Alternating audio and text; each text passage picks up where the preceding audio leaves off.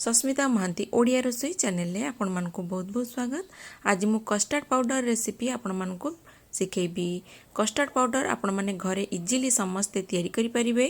जदि केबे custard powder नथिबो आपण को कस्टर्ड खाइबा को इच्छा होतिबो तेबे आपण इजिली कस्टर्ड पाउडर घरे तैयारी करि परिबे। तेबे चलंतु तैयारी करबा स्टार्ट करबा। कस्टर्ड पाउडर एटी मु नेची गोटे कप चीनी रा पाउडर। चीनी को पाउडर करी मु गोटे cup नेची।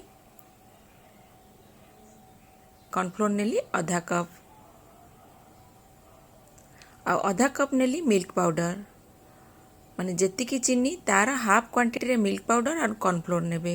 1/4 teaspoon food colour orange food colour नेबे आउ 1 टीस्पून वेनिला एसेंस। तेबे चलंतु तैयारी करिबा स्टार्ट करिबा। प्रथमे गोटे मिक्सचर जार नै गली। बर्तमान एथिरे जो चीनी को पाउडर करी रखी थिली ताको पके दिली। एटा गोटे कप। जदि आपण हाफ कप चीनी रा पाउडर नेबे ताले 1/4 कप कॉर्नफ्लोर नेबे आ 1/4 कप मिल्क पाउडर नेबे। बर्तमान मु एठी मिल्क पाउडर पके देबी आ कॉर्नफ्लोर भी पके देबी।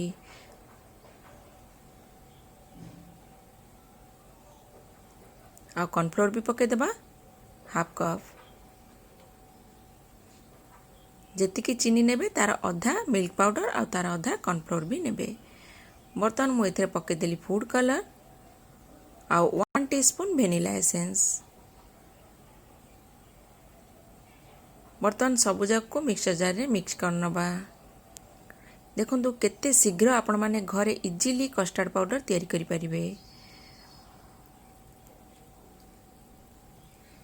बर्तमान को ग्राइंड कर नेबी। देखंतु सबु जाक भलो भाबरे मिक्स हे जिवो आ आपण आको गोटे एयरटाइट डब्बा रे रखि परिबे। ये 5-6 मास तक रहिबो खराब हबनी। बर्तमान देखंतु मु गोटे डब्बा रे को काढी देबी। मु गोटे जगह रे काढी की आपन को देखौची।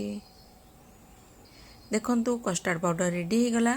आपण माने घरे समस्ते आको इजिली तैयारी करि परिबे। आपण माने घरे आको थरे तैयारी करंतु।